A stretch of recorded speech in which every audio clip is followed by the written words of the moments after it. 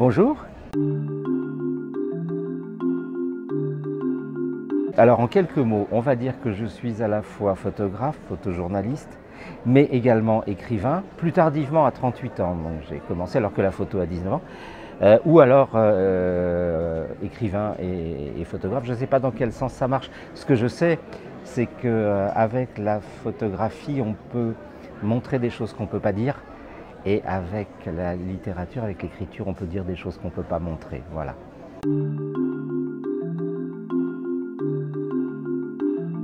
Ce roman, c'est parti d'un fait divers. Il y a un peu plus de 2 ans et demi, je pense, un couple d'adolescents de 15 ans a assassiné une jeune fille de 14 ans et demi, de la même classe, et a jeté son corps dans la Seine.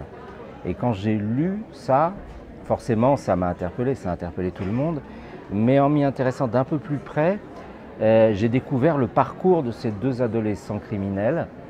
Et je me suis dit, mais en fait, comment on en vient là? Comment est-ce qu'on en vient à commettre un acte aussi monstrueux? Personne ne vient au monde en étant un monstre.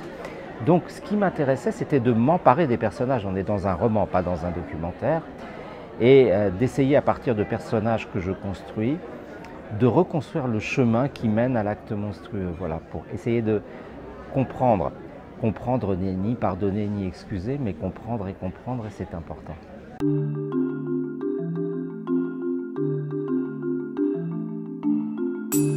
Tout à fait, et le cas d'Orphelin de sang est un cas absolument authentique. La phrase qui met le feu à l'envie d'écrire, c'est voilà, je me trouve moi dans le bureau de la présidente d'une fondation qui lutte contre les violences domestiques, et cette femme me dit, dans les années 50, le Guatemala exportait des bananes. Malheureusement, aujourd'hui, le Guatemala exporte des enfants. 5000 d'entre eux sont vendus chaque année à l'adoption entre 45 000 et 60 000 $.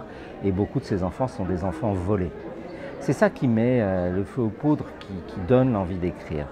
Et effectivement, des deux côtés, il y a des parents aimants, des parents en désir d'enfant, les parents américains qui achètent sans le savoir un enfant volé ne sont pas des mauvaises personnes, pas plus, pas moins que la maman à qui on a volé sa petite fille. Et voilà, simplement les uns sont riches, les autres sont pauvres. Et c'est un rapport économique. Mais ce qui m'intéresse, c'est que de part et d'autre, c'est le même amour. Et c'est donc la complexité humaine qui est intéressante. Il n'y a rien de plus complexe au monde qu'un être humain. Et sinon, les écrivains n'auraient rien à raconter, évidemment. Voilà, donc ce qui m'intéresse en tant qu'écrivain, en tant qu'auteur, c'est d'explorer cette complexité-là.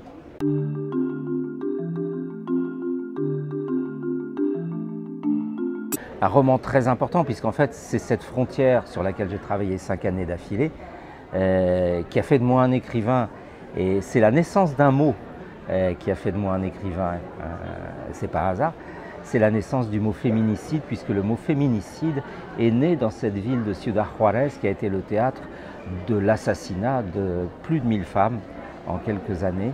Et donc, ce qui m'a donné envie d'écrire, c'est pas le fait que ces femmes soient des victimes, c'est même tout le contraire. C'est que ces femmes se lèvent, descendent des bidonvilles, manifestent au risque de leur vie, au péril de leur vie, dans une ville tenue par les narcotrafiquants, devant la mairie de Juárez, pour demander justice, pour demander la fin de l'impunité. Et pour moi, ces femmes étaient des héroïnes. Et quand on pense héroïne, ben, finalement, on finit par penser roman.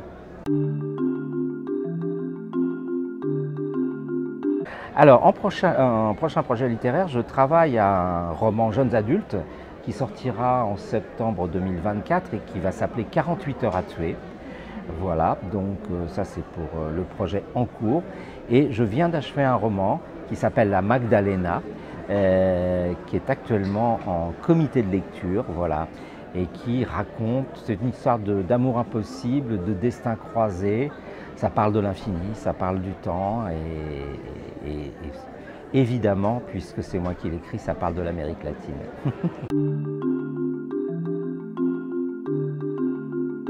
Alors, j'ai un livre qui pour moi est une merveille absolue, c'est Vie et Destin de Vassili Grossman, qui est un livre que je vénère absolument.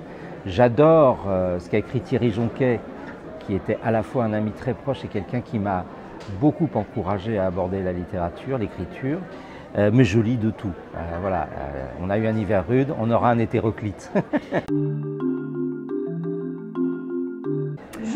Alors, ça c'est compliqué.